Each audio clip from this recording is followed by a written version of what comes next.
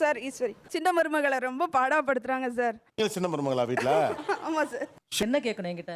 செல்வியை அது கூட பிள்ளை மாதிரியே பாடாப்படுத்துறீங்க கேக்குறீங்க. மேடம். பாவம் அவ கன்சீவா வேற இருக்காங்க.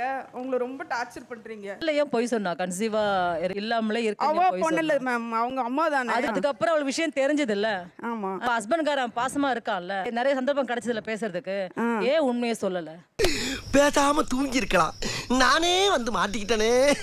பணக்கார குடும்பம் கிடைச்ச உடனே சொத்து பத்து அவங்க பார்த்த உடனே சொத்துக்கு ஆசைப்படவே இல்ல. உண்மையை சொல்லல. அப்படிதான் பண்ணுவேன். நீங்க ஆரம்பிக்கல எனக்கு மட்டும் இப்படி எல்லாம் ஒரு மாமியார் தான் திட்டி விட்டுருவே அப்படிங்க.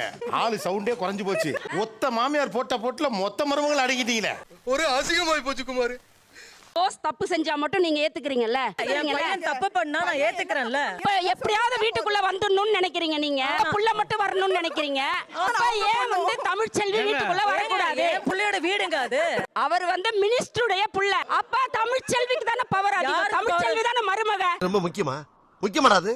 அண்ணன் தம்பி ரெண்டு பேருக்கும் தான் சொத்து அது. என் புருஷன் எதுக்கு அந்த வீட்டுல இருக்கான்? அப்ப சேதுக்கு உரிமை இருக்கு, என் பிள்ளைக்கு உரிமை இருக்கு. இப்ப வந்து கடிச்சு உயிருக்கு போராடிட்டு இருக்கீங்க. உங்களை காப்பாத்த போறது தமிழ்ச்செல்வி தான். தமிழ்ச்செல்வி காப்பாத்திட்டா நீங்க தமிழ்ச்செல்வி மட்டும் தான் எங்களை காப்பாத்துது. தமிழ்ச்செல்வி காப்பாத்துது மத்த கேங்க. யாரையுமே தமிழ்ச்செல்வி தான் ரத்தம் கொடுத்து காப்பாத்துறாங்க மேடம். நம்பணும். சும்மா கேள்வியா கேட்க கூடாது. நம்புறியா?